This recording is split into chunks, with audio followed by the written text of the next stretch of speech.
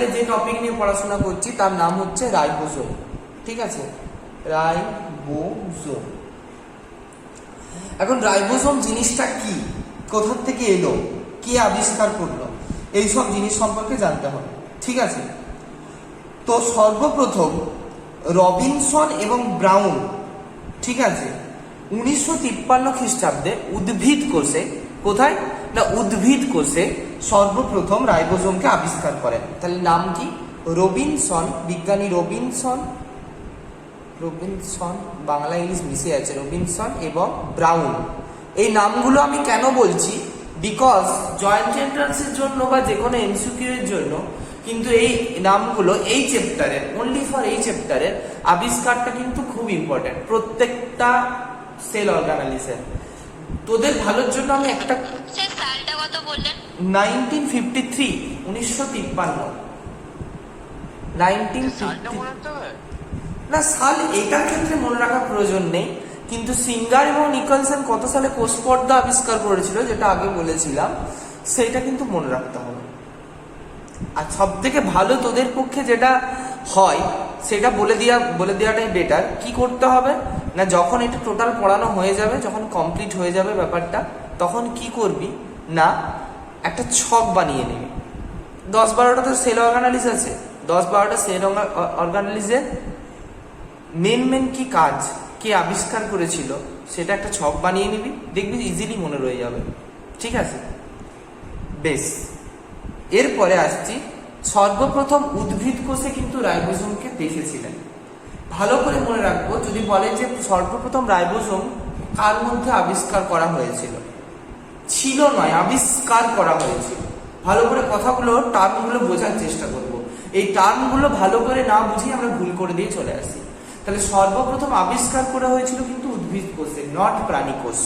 ঠিক আছে, নেক্সট আসছি আমরা প্যালাডে। তার পরবর্তীকালে বিজ্ঞানী প্যালাডে, কি নাম বললাম, প্যালাডে, 1955 কি করলেন না প্রাণী কোষে পর্যবেক্ষণ করলেন। এরপরে উনি এলেন প্রাণী কোষে পর্যবেক্ষণ করলেন এবং এর নাম দিলেন রাইবোজোম। তাহলে নামকরণ, রাইবোজোম যে নামকরণ সেটা কিন্তু করেছিলেন বিজ্ঞানী প্যালাডে, রবিনসন কিন্তু করেননি। ঠিক আছে, তাহলে প্যালাডে 1955, প্যালাডের নামটা কিন্তু মোস্ট ইম্পর্টেন্ট। বারবার বলছি যে প্যালাডে প্রাণী কোষে সর্বপ্রথম দেখেন এবং নামকরণ করেন। বেশ, হয়ে গেল। এখন ছোট থেকে আমরা জানি রাইবোজোমের কাজ কি, কি কাজ রাইবোজোমের? প্রোটিন সংশ্লেষ করা।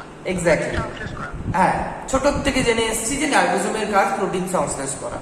তাহলে দাদা এই চ্যাপ্টারে তুমি নতুন কি পড়াবে? আমরা তো সব জেনে চলে এসেছি। এই চ্যাপ্টারে পড়াবো যে প্রোটিন সংশ্লেষ অ্যাকচুয়ালি কি করে করে। এক লাইনের গল্প নয়, এক লাইনের গল্পটা 5 পাতা বা 6 পাতার গল্প। ঠিক আছে, তো সেইটা জানতে গেলে আমাকে একটু মাথাটা ঠান্ডা করে বুঝতে হবে। ফার্স্ট আমরা যেটা আসবো সেটা হচ্ছে বিভিন্ন জায়গায় রাইবোজোম অবস্থান করে। তার আগে বলি রাইবোজোম কি কোনা, কোন রকম পর্দা আছে না এর গায়ে কোনো পর্দা নেই? পর্দাবিহীন। গুড। তাহলে রাইবোজোম হচ্ছে কিন্তু পর্দাবিহীন অঙ্গাণু, এটা কিন্তু মনে রাখবো আমরা, কখনো যেন ভুলে না যায়, পর্দাবিহীন অঙ্গাণু। এবং রাইবোজোম আমাদের একটা কোষের মধ্যে নানা জায়গায় থাকতে পারে। ঠিক আছে, তাহলে কি সর্বপ্রথম আমরা আসছি সাইটোপ্লাজমে যে রাইবোজোম থাকে, সাইটোপ্লাজমে ছড়িয়ে ছিটিয়ে যে রাইবোজোম থাকে তার একটা নির্দিষ্ট নাম আছে। সাইটোপ্লাজমে ছড়িয়ে ছিটিয়ে রাইবোজোম থাকে, তার নাম হচ্ছে সাইটোরাইবোজোম। কি নাম? সাইটোরাইবোজোম, সাইটোরাইবোজোম। বোঝা গেল? তাহলে সাইটোরাইবোজোম কাকে বলে যদি কোশ্চেন দেয় তখন লিখতে হবে সাইটোপ্লাজমে যে সমস্ত রাইবোজোম উপস্থিত থাকে তাকে বলে সাইটোরাইবোজোম। তাহলে সেই রকম আমরা আসছি মাইটোরাইবোজোম। আচ্ছা, এইখানটাতে লিখছি মাইটোরাইবোজোম।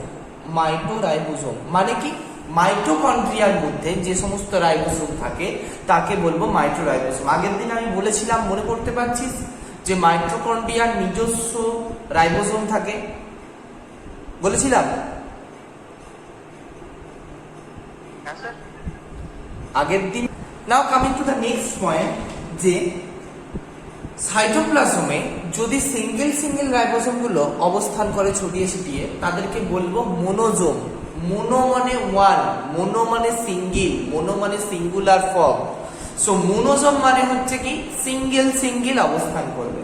তাই সাইটোপ্লাজমের মধ্যে যদি সিঙ্গেল সিঙ্গেল ভাবে রাইবোসোম অবস্থান করে তখন তাকে আমরা বলবো মোনোজোম। ভালো করে খেয়াল করব। এখন এমআরএনএ, এমআরএনএ থাকে, আরএনএ অনেক ধরনের হয়, আমরা যখন আরএনএ সম্পর্কে পড়বো তখন জানবো এমআরএনএ, টিআরএনএ, ঠিক আছে। তো এমআরএনএ মধ্যে ধরো একটা এমআরএনএ স্ট্রাকচার এরকম, ওকে, এমআরএনএ, এই এমআরএনএর ওপরে পর পর পর পর পর পর রাইবোসোমগুলো সজ্জিত হয়েছে মালার মতো, ঠিক আছে, পুঁথির মালার মতো। তখন এই অবস্থাকে কি বলবো? তার মানে কি এমআরএনএর ওপরে অনেকগুলো রাইবোসোম পরপর অবস্থান করছে। তো অনেকগুলো রাইবোসোমকে একসাথে আমরা বলবো পলি, মানে পলি রাইবোসোম। মোনোরাইবোসোম মানে সিঙ্গেল, পলি মানে অনেকগুলো রাইবোসোম একসাথে কোথায় অবস্থান করছে? এমআরএনএর ওপরে অবস্থান করছে। তাই এই রাইবোসোমকে বলবো আমরা, এই ধরনের রাইবোসোমের সমষ্টিকে বলবো আমরা পলিরাইবোসোম বা পলিজোম। কি বলবো? পলিজোম বা পলিরাইবোসোম, যেটা খুশি বলতে পারি। তাহলে যেটা দেবে আমাকে সেটাই লিখে আসতে হবে পরীক্ষাতে, ঠিক আছে? বোঝা গেল? এতদূর অব্দি ক্লিয়ার হয়েছে? হ্যাঁ কি না? বেশ, বাকিদের বেশ, ঠিক আছে। এক সেকেন্ড দাঁড়া। অঞ্জন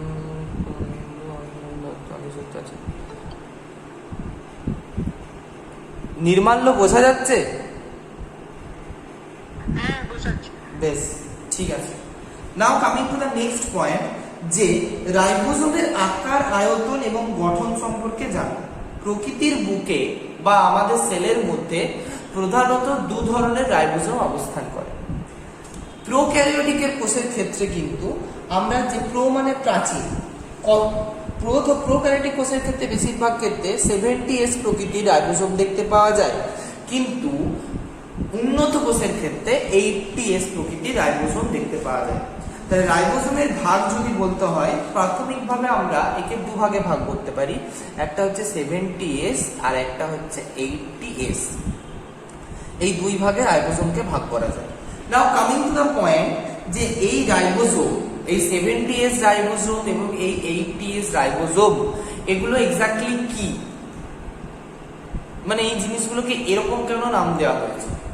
আচ্ছা, প্রথমেই আমি আসি, রাইবোসোমের ভাগ যখন বলছি সেখানে 70 এবং 80 এই নামগুলো করাই তো অদ্ভুত। সেটাও যদি মেনে নিলাম, তাহলে তারপরে এই এসটা কি, এসটা কেন বসানো হয়েছে? কারোর কোনো আইডিয়া আছে এসটা কি? এই যে এসটা, এই এসটা এসেছে বিজ্ঞানীর নাম অনুযায়ী। তো বিজ্ঞানীর নাম কি? বিজ্ঞানীর নাম হচ্ছে ভেদবার্গ। বাংলাতে যদি লিখি তাহলে তার নাম হচ্ছে ভেদবার্গ, ঠিক আছে? কি নাম? ভেদবার্গ। কিন্তু ইংরেজিতে যদি করি তাহলে তার নাম হবে এস ভেদবার্গ। মানে এই এসটা থাকে silent, this S always remain silent, okay? তাহলে এসটা সবসময় কিন্তু সাইলেন্ট অবস্থান করে। তাই আমরা যখন বাংলা উচ্চারণ করি বলি ভেদবার্গ, কিন্তু যখন ইংরেজিতে লিখি তখন লিখি এস। তো বিজ্ঞানী বলছে আমি যখন আবিষ্কার করেছি তখন আমি আমার নামটা রেখে যাবো। তো কি করব না, নাও বসিয়ে দাও, ওর তলায় শেষে লেজুরটা এসটা বসিয়ে দাও। তাই রাইবোসোমকে যখন ভাগ করা হয় তখন 70S এবং 80S এই দুই ভাগে ভাগ করা হয়। বিজ্ঞানী ভেদবার্গ সর্বপ্রথম বলেছিলেন যে রাইবোসোম দুই প্রকার। কিভাবে বলেছিলেন? উনি কি করেছিলেন না, সমস্ত বস্তুকে, সেল অর্গানালিজকে নিয়ে কি করেছিলেন, সেন্ট্রিফিউজ যন্ত্রে সেন্ট্রিফিউগেশন করেছিলেন। সেন্ট্রিফিউজ যন্ত্রে সেন্ট্রিফিউগেশন করেছিলেন। সেন্ট্রিফিউজ যন্ত্রটা কেমন না, অনেকটা হচ্ছে মিক্সির মতো, ঠিক আছে? মিক্সি যেমন ছোট ভার্সন, তার অনেক বড় ভার্সন, মানে খুব গতিবেগে, খুব স্পিডে ঘোরে, ঠিক আছে? মিনিটে ধর 5000 বার, মিনিটে 5000 বার বেগে ঘোরে।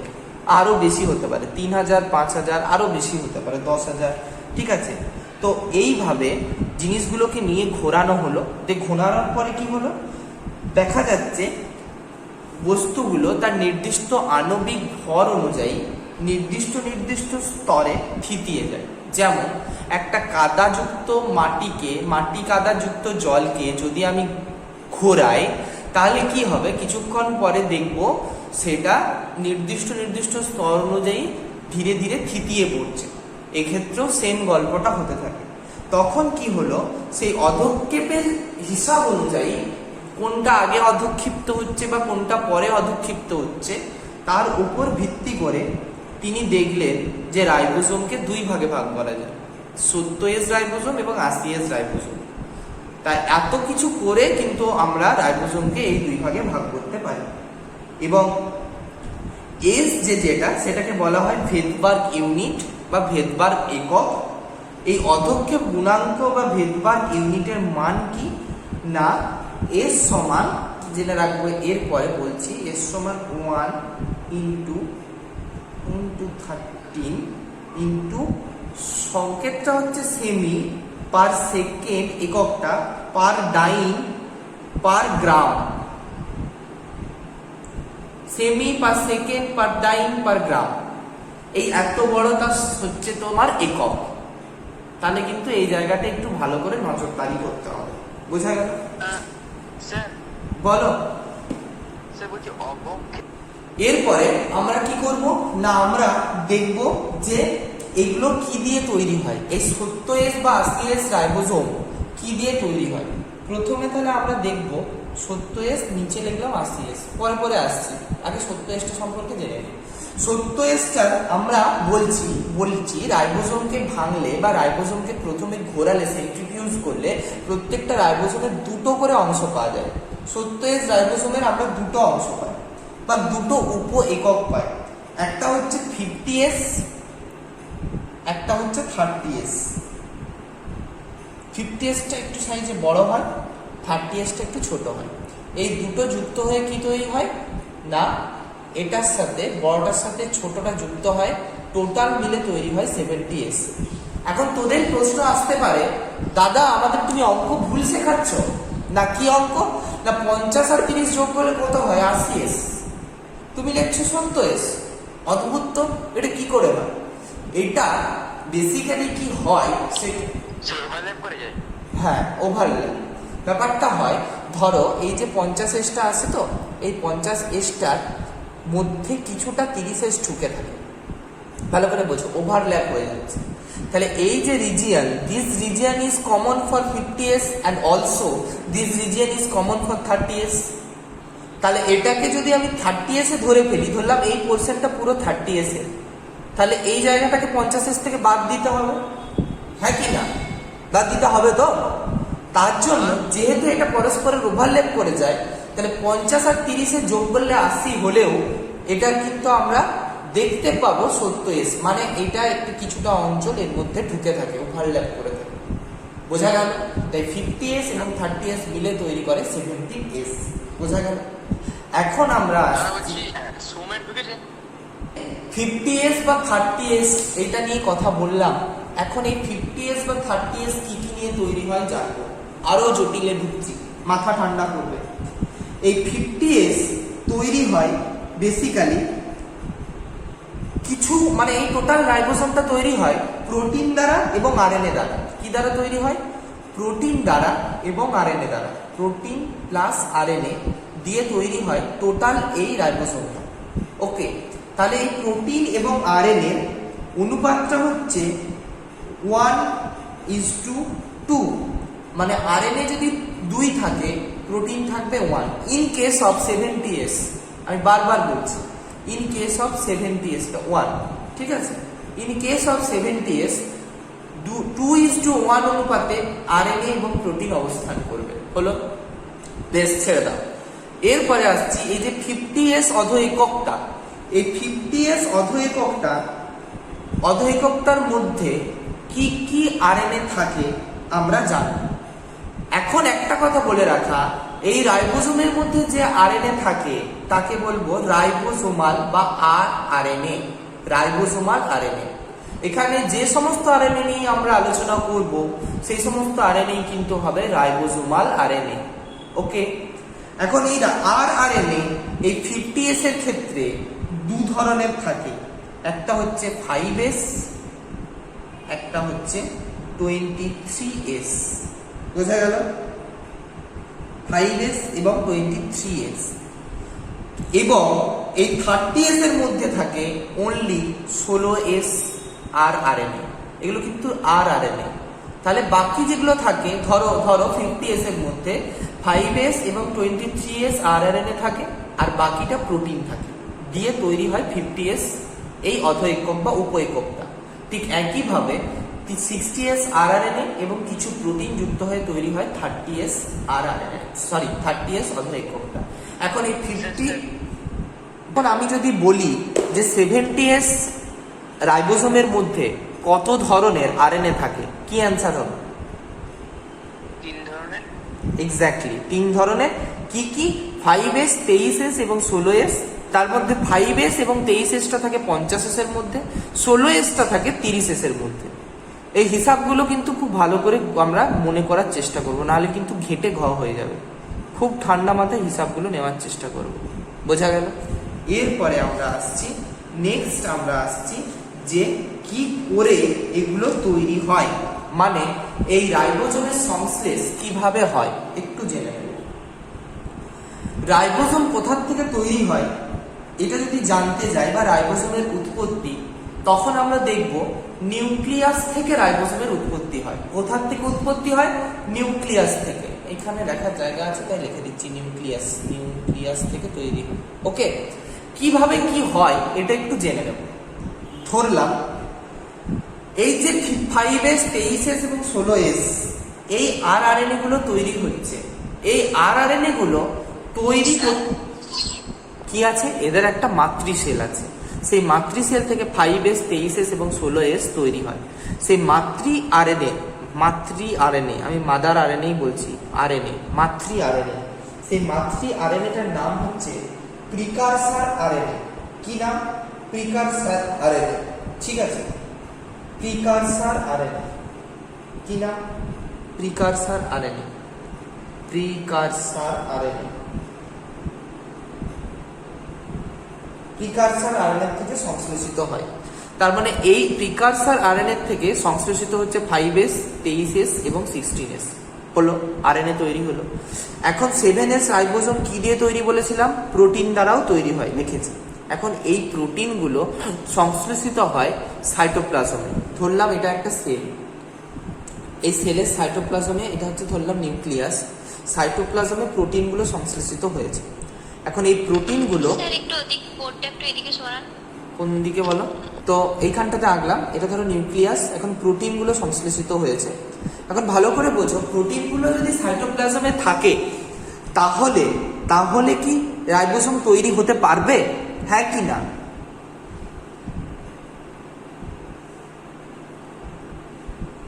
কিছু বলো, কেউ তো কিছু বলো। কেন পারবে না? না, এই প্রোটিনটাকে নিউক্লিয়াসের মধ্যে ঢুকতে হবে। ওকে, নিউক্লিয়াসের মধ্যে প্রোটিন ঢুকতে হবে, এবং নিউক্লিয়াসের মধ্যে অলরেডি প্রিকারসার আরএনএ থেকে 5S, 23S এবং 16S আরএনএ তৈরি হয়ে গেছে।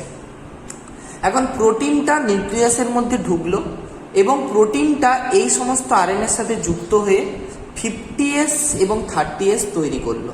ওকে, এখন তৈরি হয়ে যাওয়ার পরে এগুলো কি হচ্ছে না, নিউক্লিয়াস থেকে নিউক্লিয় রন্ধ্র দিয়ে বাইরে বেরিয়ে চলে আসছে।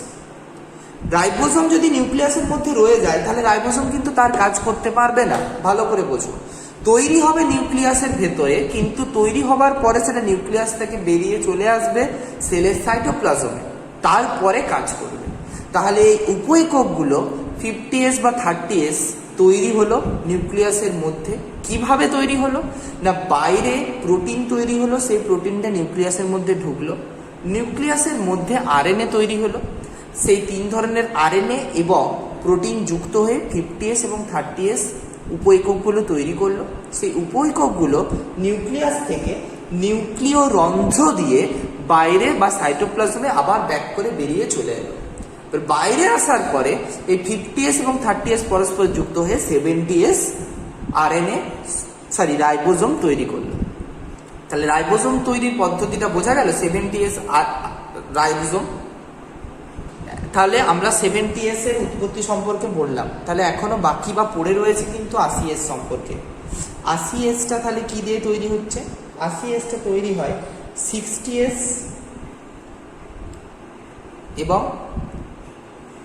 40S। কি দিয়ে তৈরি হয়? 40S। এটাও তাই, 60 আর 40 আলাদা আলাদা করে যোগ করলে কত হচ্ছে? 110, তাই তো? কিন্তু এখানে আমি কত লিখেছি? 80S। তাহলে একই ব্যাপার, গল্প। আর সরি 100 হচ্ছে, 100 হচ্ছে, এবং 100 থেকে তাহলে এখানে লিখেছি 80, তাহলে এটাও হচ্ছে কিন্তু সে একই গল্প। বোঝা যাচ্ছে? এখন এই 60Sটা কি দিয়ে তৈরি হয়? 60Sটা তৈরি হয় 5.8S, 5S এবং 28S। এই ধরনের RNA, rRNA, এগুলো সবই rRNA দ্বারা তৈরি। তাহলে 60S তৈরি হচ্ছে 3 ধরনের rRNA দ্বারা, ঠিক আছে? আর 40S তৈরি হচ্ছে অনলি 18S rRNA দ্বারা। বোঝা গেল? তাহলে এক্ষেত্রে কটা কাজ করছে না? এই ক্ষেত্রে দেখো 4টে RNA কাজ করছে, 1 2 3 4, আগে ছিল 3টে, ঠিক আছে? তাহলে 4টে RNA কাজ করছে। এখন আর বেশি কিছু বলবো না। এই RNA গুলো উৎপত্তি হচ্ছে ঠিক একইভাবে, প্রিকারসার্স মাদার সেলস বা প্রিকারসার্স RNA থেকে তৈরি হচ্ছে। প্রিকারসার্স RNA থেকে তৈরি হওয়ার পরে RNA গুলো নিউক্লিয়াসে অবস্থান করছে, এবং প্রয়োজনীয় যে প্রোটিন, সেই প্রোটিনগুলো সাইটোপ্লাজম থেকে চলে যাচ্ছে নিউক্লিয়াসের মধ্যে, নিউক্লিয়াসে গিয়ে যুক্ত হয়ে 60S এবং 40S তৈরি করছে, তারা বাইরে বেরিয়ে এসে 80S তৈরি হচ্ছে। বোঝা গেল? আগেরটা ভালো করে বুঝিয়ে দিলাম বলে এটা ধরতে আশা করি চেষ্টা হবে। বোঝা যাচ্ছে? কি বোঝা গেল তো? বেশ, হ্যাঁ স্যার। বেশ, তাহলে আমি এরপর যাই। হ্যাঁ, এটা একটা কথা বলি। আমি 70S এর ক্ষেত্রে RNA আর DNA এর অনুপাত কত হয় বলেছিলাম? 1:2 মানে হচ্ছে, তাহলে বলতে হবে প্রোটিন এবং RNA। আর যদি RNA আর প্রোটিন বলি তখন হয়ে যাবে কিন্তু 2:1, একদম। আর এক্ষেত্রে এই 80S এর ক্ষেত্রে কি হয়? 80S এর ক্ষেত্রে মোটামুটি ভাবে প্রোটিন এবং DNA দুটোই সমান সমান থাকে, ইকুয়ালি অবস্থান করে। বোঝা গেল? এখানে সরি বলতে ভুল হচ্ছে, RNA এবং প্রোটিন, ঠিক আছে? RNA এবং প্রোটিন ইকুয়ালি অবস্থান করে, ঠিক RNA এবং প্রোটিন ইকুয়ালি অবস্থান করে। বেশ, এরপরে আমরা আসছি রাইবোজোমের গঠন। হ্যাঁ বলো। Ultra structure of ribosome. এরপরে পড়বো আল্ট্রা স্ট্রাকচার অফ রাইবোজোম। রাইবোজোমের আল্ট্রা স্ট্রাকচার পড়তে গেলে আমরা কি করব? এইটুকু বুঝে গেছি যে রাইবোজোমের দুটো অধঃক্ষক পাচ্ছি, ঠিক আছে? তাহলে দুটো অধঃক্ষককে নিয়ে আমরা পড়াশোনা করব, যে কোনো দুটো অধঃক্ষক। তাহলে আমি 70S রাইবোজোমেরই অধঃক্ষকগুলোর গঠন সম্পর্কে বলছি। তাহলে একটা ক্ষুদ্র অধঃক্ষক আছে যেটা হচ্ছে 30S, ওকে? আর একটা বৃহৎ অধঃক্ষক আছে যেটাকে বলে 50S। এই দুটো মিলে তৈরি হয় 70S। তাহলে 30Sটা কেমন দেখতে হয় সেটা আমি আঁকবো। 30Sটা দেখতে হয়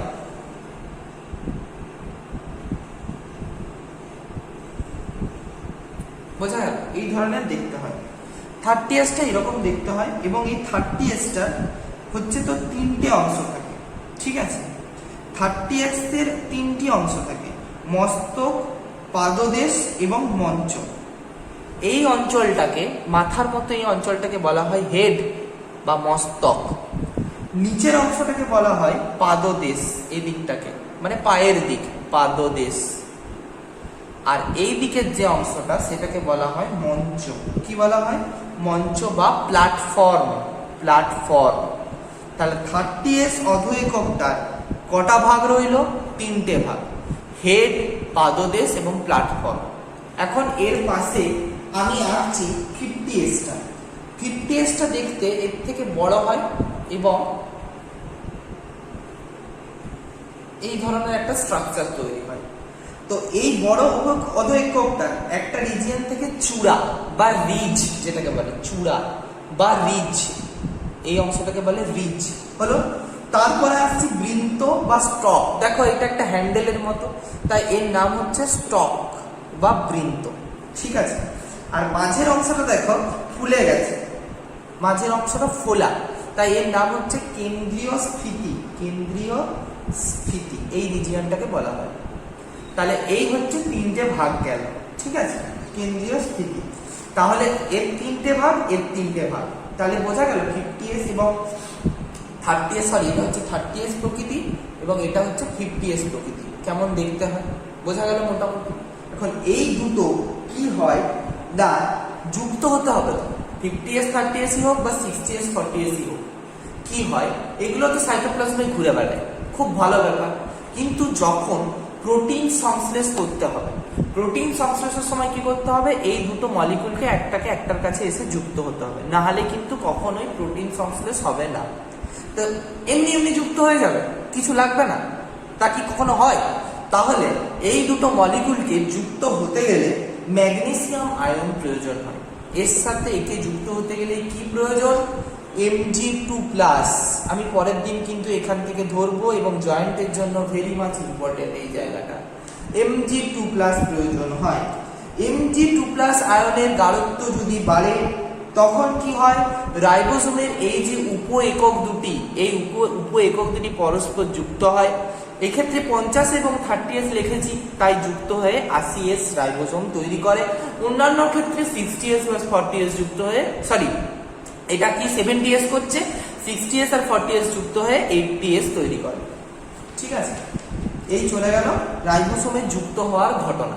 এখন রাইবোসোমগুলো যুক্ত হয়ে যদি mRNA এর উপর পরপর সজ্জিত থাকে তখন তাকে আমরা বলবো পলিরোজোম বা পলিরাইবোসোম। আগেই কিন্তু সেটা আমি বলেছি, এরকম যদি একটা mRNA হয় তার তাহলে ক্ষুদ্র এককটা উপরের দিকে, বড় এককটা নিচের দিকে, ক্ষুদ্র একক উপরের দিকে, বড় একক নিচের দিকে, এরকম ভাবে সাজানো থাকে পুঁথির মালার মতো, তখন তাকে পলিজোম বা পলিরাইবোসোম বলে।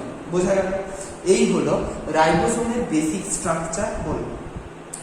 এখন এই দুটো মিলে যে রাইবোসোমটা তৈরি করছে, হোক সেটা 70s হোক সেটা 80s, এই যে রাইবোসোমটা তৈরি করছে, এই রাইবোসোমটার তিনটে অংশ থাকে, ভালো করে বোঝার চেষ্টা করব। দুটোর আলাদা আলাদা নয়, কিন্তু দুটো যুক্ত হয়ে যখন একটা সিঙ্গেল স্ট্রাকচার তৈরি করছে তখন তার তিনটে অংশ বা তিনটে রিজিয়ন থাকে। তিনটে রিজিয়ন কি রকম হয় সেটা একটু জানার চেষ্টা করব। আচ্ছা, আমি এই ছবিটাকে মুছছি, ধারণা দেওয়ার জন্য স্ট্রাকচারটা আঁকছি, অ্যাকচুয়ালি ওরকম হয় না, মানে 3D স্ট্রাকচার হয় তো। এটার সাথে ধর আরেকটা মলিকুল পিছনে যুক্ত আছে, এটা ধর 30s, এটা ধর 50s, বা এটা ধর 60-40 আছে, তখন এই দুটো যুক্ত হয়ে এর তিনটে রিজিয়ন থাকে বলেছি। কি কি রিজিয়ন থাকে নামগুলো লিখে দিই এখানে। একটা হচ্ছে এ সাইট, একটা হচ্ছে পি সাইট, একটা হচ্ছে ই সাইট। ই সাইটকে বলে এক্সিট সাইট। বেশ, এখন এগুলোর এরকম নামকরণ হয়েছে কেন এবং এগুলো কোথায় থাকে? আচ্ছা, রাইবোসোমের প্রধান কাজ কি?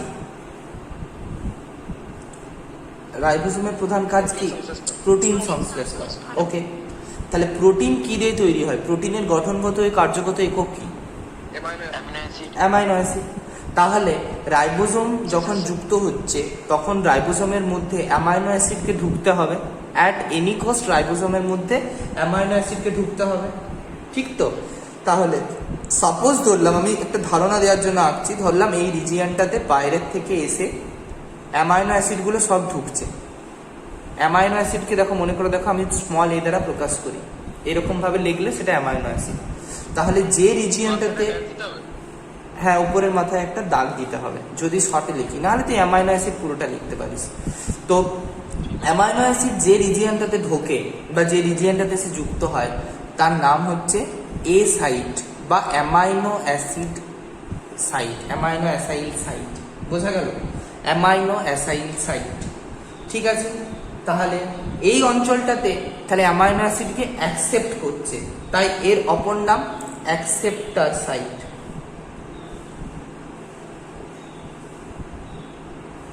সেই অ্যাকসেপ্টারের এর থেকেও এটা আসতে পারে, কোনো অসুবিধা নেই। অ্যামাইনো অ্যাসাইল সাইট থেকেও এটা আসছে বলতে পারিস, অ্যাকসেপ্টার সাইট থেকেও এটা এসেছে বলতে পারিস। এরপরে অ্যামাইনো অ্যাসিড চলে এসছে, তাহলে অ্যামাইনো অ্যাসিডগুলো পর যুক্ত হয়ে কি তৈরি করবে? পলিপেপটাইড তৈরি করবে। তার মানে আমি আঁকছি, ধরো পর যুক্ত হচ্ছে, ভালো করে বোঝো। তাহলে কি তৈরি করছে? পলিপেপটাইড চেইন তৈরি করছে, পলিপেপটাইড চেইন তৈরি করছে। তাহলে যে জায়গাটাতে পলিপেপটাইড চেইন তৈরি করছে তাকে বলবো পি সাইট, বোঝা গেল?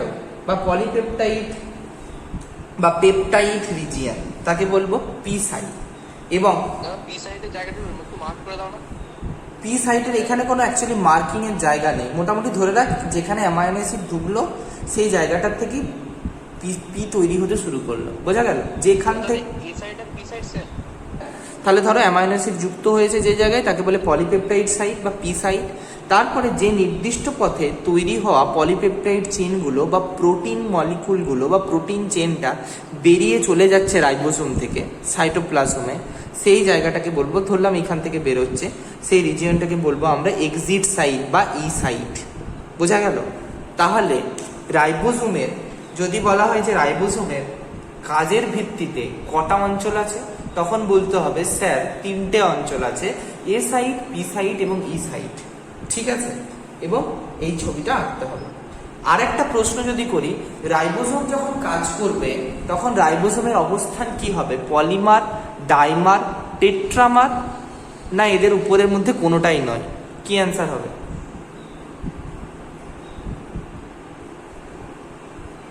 স্যার ডাইমার, স্যার দুটো বলবো। Exactly, dimer. পলিমার হলেও গন্ডগোল আছে, মোনোমার হলেও গন্ডগোল আছে, দুটো যুক্ত হবে পরপর তবে সেটা কাজ করবে, তাই তাকে বলবো আমরা ডাইমার, ঠিক আছে? বোঝা গেল? ক্লিয়ার হলো? গঠন সম্পর্কে ধারণা নেওয়া গেল? বেশ, এরপরে আসছি আমরা এতক্ষণ অব্দি 70S এবং 80S রাইবোসোম সম্পর্কে পড়াশোনা করলাম।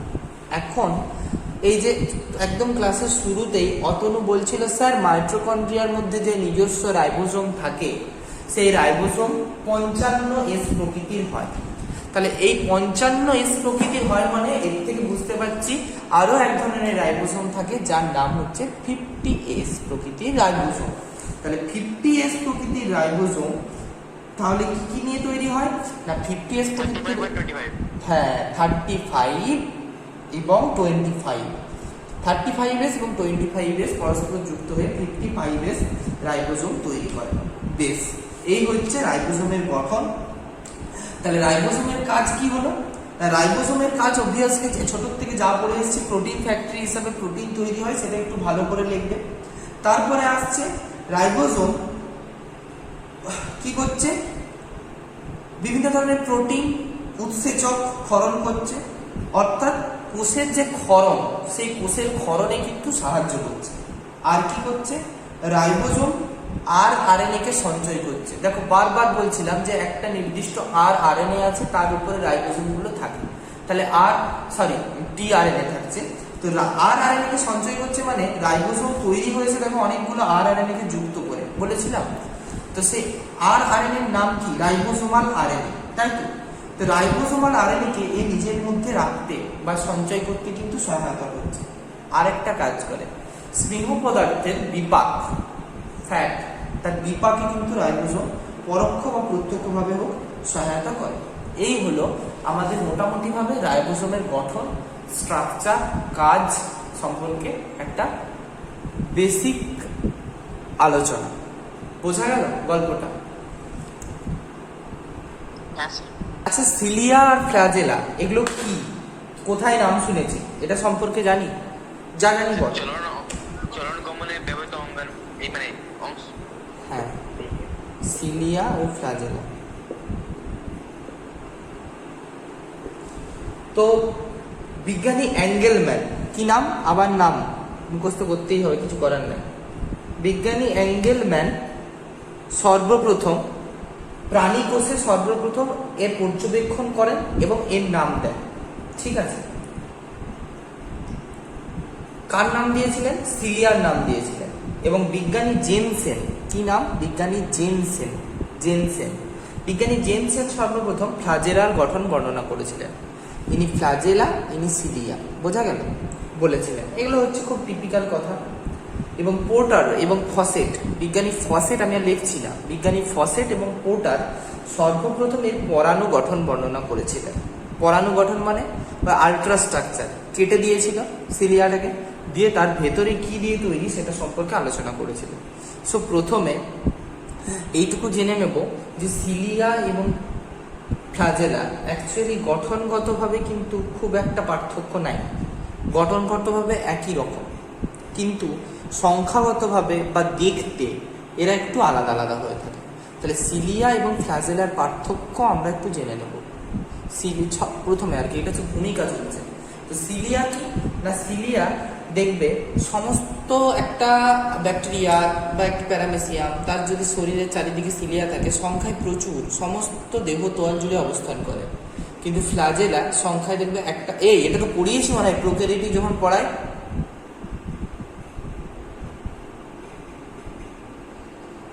হ্যালো, এটা পড়ানো হয়ে গেছে তবু জাস্ট বলে বেরিয়ে যাচ্ছি। সিলিয়া কি থাকে না প্রচুর সংখ্যক থাকে, ফ্লাজেলা সংখ্যায় কম থাকে, একটি বা দুটি থাকে। সিলিয়া অনেক বড়, ছোট ছোট হয়ে থাকে, ফ্লাজেলা অনেক বড় হয়ে থাকে। সিলিয়া কি করে, কেমন করে কাজ করে, এই সিলিয়াটা এই পাশের সিলিয়াটাকে আঘাত করে, পাশের সিলিয়াটা তার পাশের সিলিয়া, মানে ধরো এটা একটা সিলিয়া, এটা একটা সিলিয়া, এ কে আঘাত করলো, এ কে আঘাত করলো, আবার আঘাত করলো, আবার আঘাত করলো, এই করে করে সরে সরে এই চলনে সহায়তা করে। কিন্তু ফ্লাজেলা তা করে না, ফ্লাজেলা নিজের মুভমেন্ট করে, সাপের মতো মুভমেন্ট করে কোনো একটা প্রাণীকে সামনের দিকে এগিয়ে নিয়ে যেতে সহায়তা করে। এরকম কিছু পার্থক্য, ডিফারেন্সিয়েশন তোমাদের বইয়ে সিলিয়া ফ্লাজেলার আছে। আমি ইন ডিটেল পড়িয়েছি একটা ক্লাসে 15-20 মিনিট ধরে, সেই জন্য আমি এখানে আর ইলাবোরেশন করছি না, জাস্ট স্কিপ করে যাচ্ছি। ব্যাপারটা খুব একটা ডিটেলিং নেই, পড়লে বুঝতে পারবে। যদি যারা নতুন আছো ক্লাসে বা যারা শোনোনি সিলিয়া ফ্লাজেলার পার্থক্যের জায়গাটা, পড়বে, আমার মনে হয় না অসুবিধা হবে। যদি অসুবিধা হয় আমি আছি, পরে আমাকে মেসেজ করবে, কোনো অসুবিধা নেই। বেশ, এরপরে চলে আসছি তার পরাণু গঠন সম্পর্কে। তাহলে আমরা আলোচনা করব একটা সিলিয়ার পরাণু গঠন বা একটা ফ্লাজেলা, যাই হোক, তো এর পরাণু গঠন সম্পর্কে আমরা আলোচনা করব, ঠিক আছে? তো পরাণু গঠন সম্পর্কে যখন আলোচনা করব তখন তার 4টে অংশ পাবো। অক্ষীয় তন্তু বা স্যাপ্ট। কি কি পাবো আগে অংশটা লিখে নিই। অক্ষীয় তন্তু আমি একটা মাইন্ডে যে লিখছি সেটা হচ্ছে স্যাপ্ট, ওকে? তার মানে এইটার বাংলা নাম কিন্তু অক্ষীয় তন্তু, যদি দেয় ভুল করে আসবো না। 2 নম্বর লিখছি বেসাল বডি বা ব্লেফারোব্লাস্ট। কি নাম? ব্লেফারোব্লাস্ট, ঠিক আছে? বেসাল বডি বা এটা লিখেই দিই, বেসাল বডি বা এটা খুব ইম্পর্টেন্ট, ব্লেফারোব্লাস্ট। বোঝা গেল? 3 নম্বর কি? 3 নম্বর হচ্ছে নামটা হচ্ছে রুটলেট, রুটলেটস। 4 নম্বর আসছে বেসাল প্লেট, বেসাল প্লেট। এই 4টে ভাগ। স্যার কি বললেন কিছু বুঝতে পারলাম না। এরপরে আমরা বোঝাচ্ছি, বোঝার জায়গাতে যাচ্ছি। এটা ধরো সিলিয়া বা ফ্লাজেলা, যেটাই হোক, হলো।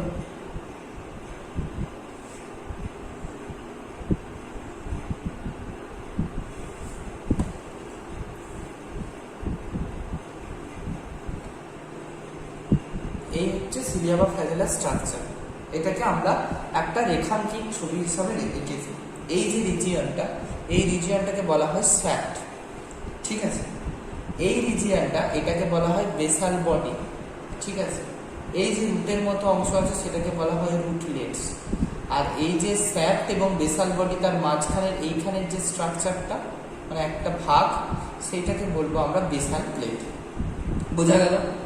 এখন আমরা আসছি এই অক্ষীয় তন্তু বা স্যাপ্ট। অক্ষীয় তন্তু বা স্যাপ্ট এইটাকে আমরা এরকম ভাবে কেটে ফেলেছি বা এরকম ভাবে কেটে ফেলেছি। যেই কেটে ফেলেছি তখন সেটাকে কি দেখতে পাবো, সে ঢ্যাঁড়স যেমন ভাবে কাটি, ঢ্যাঁড়সকে কাটলে ঠিক যেরকম জিনিস দেখতে পাই ভেতরটাতে, ঠিক ওরকম একটা স্ট্রাকচার আমরা দেখতে পাবো। কি দেখতে পাবো না, আমরা এখানে আঁকার চেষ্টা করবো। আচ্ছা, এটা বোঝা গেল? তাহলে আমি এই ছবিটা মুছি, এখানটাতেই আঁকবো। বেশ, আমি তাহলে এই জায়গাটা মুছছি। খুব সহজভাবে বোঝার চেষ্টা করবো, একদম চাপ নেওয়ার দরকার নেই, নাহলে খেপে যাবে।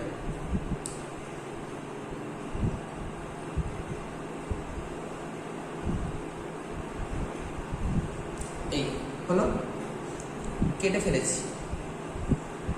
কেটে ফেলে আমরা এই স্ট্রাকচার দেখতে পাচ্ছি। কি দেখতে পাবো তার আগে বলে নিই, এর মধ্যে অনেকগুলো ছোট ছোট অনুনালিকা থাকে, মাইক্রোটিউবিউলস থাকে। কি থাকে? অনুনালিকা। যে অনুনালিকাগুলোর অ্যারে মানে সজ্জারীতি থাকে 9+2, কি থাকে 9+2 অ্যারেতে অবস্থান করে। বোঝা গেল? 9+2 মানে এটার মানে একটা বুঝতে হবে, মানে পরিধির দিকে 9টা, পরিধির দিকে 9টা,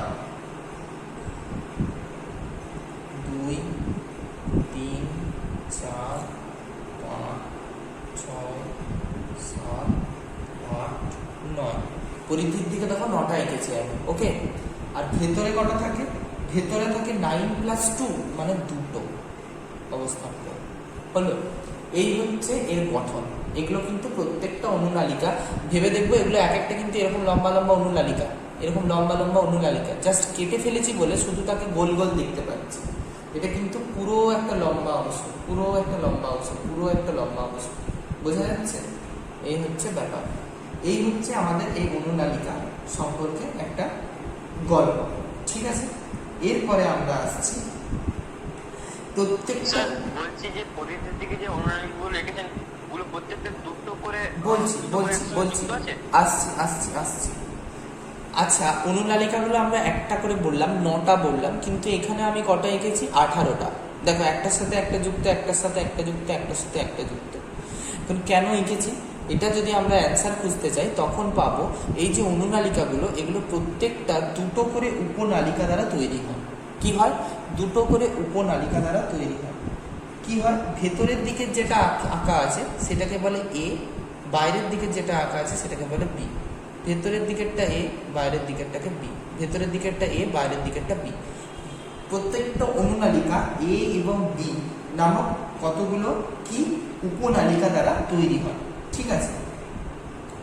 তো এ উপনালিকার থেকে দুটি করে দেখো বাহু বেরিয়ে এসেছে, সব সময় এ উপনালিকার থেকে দুটি করে বাহু বেরিয়ে এসেছে। এই বাহুগুলিকে বলা হয় অন্তস্থ এবং বহিস্থ বাহু। মানে সাপোজ ধরো, কিভাবে বোঝাবো আমি,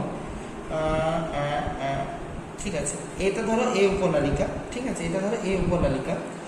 এই উপনালিকার থেকে একটা বাহু বেরিয়ে গেছে, কিভাবে বোঝাবো, এই এদিকে মানে বাইরের দিকে, বোঝা গেল? তাই একে আমরা বলবো বহিস্থ বাহু, ঠিক আছে। এই বাহুটাকে বলবো বহিস্থ বাহু, বহিস্থ বাহু। আরেকটা বাহু এই উপনালিকা থেকে বেরিয়ে, ধরো এটা আঁকাটা আমার একটু ভুল হয়েছে, এ এটা বি, তাহলে এই উপনালিকার থেকে বেরিয়ে এই বি এর সাথে কানেক্ট করেছে। আবার ঠিক এর পাশেরটা এর থেকে বেরিয়ে বি এর সাথে কানেক্ট করেছে, এর এরটা বি এর সাথে কানেক্ট করেছে, এর এটা বি এর সাথে কানেক্ট করছে, এরকম ভাবে পুরোটা কানেক্টেড হয়ে আছে। তাহলে এই উপনালিকার থেকে যেটা বেরিয়ে তল দিক থেকে গিয়ে বি এর সাথে যুক্ত হয়েছে তাকে আমরা বলবো কিন্তু বহিস্থ বাহু, সরি অন্তস্থ বাহু, আমার বলতে ভুল হলো। যেটা ভিতর দিক দিয়ে আসছে তো, তাই এর নাম হচ্ছে অন্তস্থ বাহু। আর বাইরের দিকে সিঙ্গেল যেগুলো পড়ে থাকছে তাকে আমরা বলবো বহিস্থ বাহু। বোঝা গেল? তাহলে এই উপনালিকার থেকে দুটো করে বাহু বেরোয়, একটা হচ্ছে এ এর সাথে বি এর কানেক্ট করে তাকে বলবো অন্তস্থ বাহু, আর একটা সিঙ্গেল পড়ে থাকে প্রত্যেকটা থেকে বেরিয়ে তাকে আমরা বলবো বহিস্থ বাহু। হয়ে গেল? এখন প্রত্যেকটা উপনালিকার থেকে ভেতরের দিকে মানে ভেতরের কেন্দ্রের দিকে একটা করে চলে গেছে নালিকা। কোথার থেকে গেছে? এগুলো এর থেকেই তৈরি হচ্ছে। তাহলে এর থেকে আরো একটা জিনিস তৈরি হচ্ছে যেটা একদম কেন্দ্রের দিকে চলে যাচ্ছে, প্রত্যেকটার এর থেকে চলে যাচ্ছে কেন্দ্রের দিকে। বোঝা গেল? প্রত্যেকটা এর থেকে কেন্দ্রের দিকে চলে যাচ্ছে। দেখো, সাইকেলের চাকার মতো লাগছে। সাইকেলের চাকার এগুলোকে কি বলা হয়? স্পোক বলা হয় তো। তাহলে এক্ষেত্রে এই অংশগুলোকেও কি বলবো? Radial spoke. কি বলবো? Radial spoke. বোঝা গেল? বেশ, এই হয়ে গেল আমাদের এ বি উপনালিকা সম্পর্কে আলোচনা। এখন এই ভেতরের অংশটা, এই যে ভেতরের অংশটা, তার মধ্যে কি বলেছিলাম 9+2 অ্যারে থাকে। তার মানে এই দুটো আছে, দুটো অনুনালিকা আছে, তার মাঝখানে একটা বড় অনুনালিকা আছে যেটাকে বলা হয় কেন্দ্রীয় অনুনালিকা, ঠিক আছে, বা যাকে বলে কেন্দ্রীয় হাইব্রিড। ভালো করে বুঝি, সেটা কিন্তু আমরা ধরছি না, আমরা জাস্ট 9+2 অ্যারেতে ধরা হচ্ছে। বোঝা গেল? তাহলে এই যে স্যাপ্ট রিজিয়নটা নিয়েছিলাম, সেই স্যাপ্ট রিজিয়নটাকে দেখলে আমরা কিন্তু এত কিছু জিনিস দেখতে পাবো। বোঝা গেল? আর এ এবং বি এই যে অনুনালিকাগুলো আছে কেন্দ্রীয় অনুনালিকাতে, প্রত্যেকটাতে এ এবং বি অনুনালিকাগুলো আছে, সেগুলো কি হচ্ছে কেন্দ্রীয় সেতু বা সেন্ট্রাল ব্রিজ দ্বারা যুক্ত থাকে। কি দ্বারা যুক্ত থাকে? সেন্ট্রাল ব্রিজ দ্বারা যুক্ত থাকে। নাম কি? Central bridge. আর তার বাইরের দিকে দেখো একটা আবরণের মতো এঁকেছি, তাকে বলে সেন্ট্রাল সিড বা বাংলা কি কেন্দ্রীয় আচ্ছাদন, কোন একটা আচ্ছাদন, ঠিক আছে, কেন্দ্রীয় আচ্ছাদন দ্বারা ঢাকা থাকে। বেশ, এই হচ্ছে আমাদের ব্যাপার। এরপরে আসছে বেসাল বডি।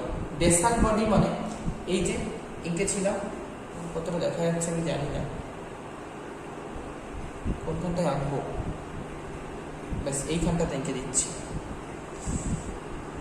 এই যে স্যাপ্টের মতো এঁকেছিলাম, তারপর নিচের যে অংশটা এঁকেছিলাম এটাকে বলা হয় বেসাল বডি। মানে এই অঞ্চলটা কি হয় না, এই অঞ্চলটা হচ্ছে যুক্ত থাকে ফ্ল্যাজেলা বা সিলিয়ার একদম মূল দেশে, মানে এই জায়গাটা কোষের সাথে যুক্ত থাকে, ঠিক আছে।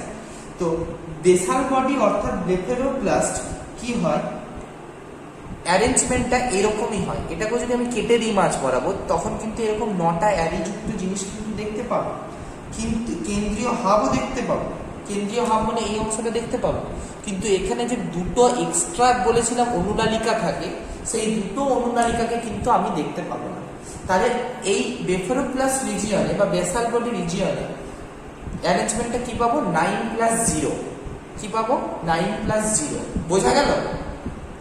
9+0 অ্যারেঞ্জমেন্ট পাবো। আর তারপরে কি থাকবে না রুটলেট। রুটলেট জিনিসটা কি না, এর তলার থেকে আমি বলেছিলাম সরু সরু জিনিস বেরোয়। কি বেরোয়, কোথায় যায়? এগুলো হচ্ছে বেসিক্যালি সেন্ট্রিওল, সেন্ট্রোজোম মোট পড়েছিলাম, মনে আছে? সে তারকাকার অংশ যেগুলো বেনতন্তু তৈরি করতে সহায়তা করে। তো ও হচ্ছে সমস্ত ধরনের তন্তু তৈরি করতে সহায়তা করে, মানে অনুনালিকা তৈরি করতে সহায়তা করে। তাই এই যে ফ্ল্যাজেলা বা সিলিয়া, এগুলো তো অনুনালিকা ধরে তৈরি, তাই অনুনালিকাগুলোর সাথে তৈরি হচ্ছে মানে তৈরি করতে সহায়তা করছে সেন্ট্রিওল। তাই সেন্ট্রিওলের সাথে এর একটা যোগাযোগ থাকতে হবে। তাই কি করে, এই রুটলেট দ্বারা এই হচ্ছে সেন্ট্রিওলের সাথে যুক্ত থাকে। যাদেরকে কি বলা হয়, যারা সেন্ট্রিওলের সাথে যুক্ত থাকে তাদেরকে বলবো রাইজোপ্লাস্ট। রাইজোপ্লাস্ট এগুলো কিন্তু খুব ইম্পর্টেন্ট। এই জায়গার স্ট্রাকচারটা হয়তো এইচএসে আসবে না, কিন্তু জয়েন্টের জন্য ভেরি মাচ ইম্পর্টেন্ট। আবার এখন এইচএসও দিয়ে দিচ্ছে। তাহলে হোয়াট ইজ রাইজোপ্লাস্ট না, যে সমস্ত রুটলেট গিয়ে সেন্ট্রিওলের সাথে যুক্ত হয় তাকে বলবো রাইজোপ্লাস্ট। বোঝা গেল? আর বেসাল প্লেটটা কি স্যার না, এই যে বেসাল বডি এবং স্যাপ্ট, এই স্যাপ্টের একটা জায়গায় ছেদক থাকে, একটা নির্দিষ্ট রিজিয়ান থাকে, যার উপর দিকটাকে বলা হয় স্যাপ্ট, তার নিচের দিকটাকে বলা হয় বেসাল বডি। সেই রিজিয়ানটাকে বলা হয় বেসাল প্লেট বা প্লেটের মতো একটা অংশ, তাকে বলে বেসাল প্লেট। বোঝা গেল? এই হচ্ছে ব্যাপার। এই হচ্ছে আমাদের একটা সিলিয়া বা ফ্ল্যাজেলা গঠনগত ব্যাপার, গঠনগত আকৃতি বা স্ট্রাকচার। আর সিলিয়া বা ফ্ল্যাজেলার কি কাজ, সেটা তো সিলিয়া বা ফ্ল্যাজেলা যখন পার্থক্য পড়েছি তখন এমনিতেই জানতে পেরে গেছি। ঠিক আছে, বেশ।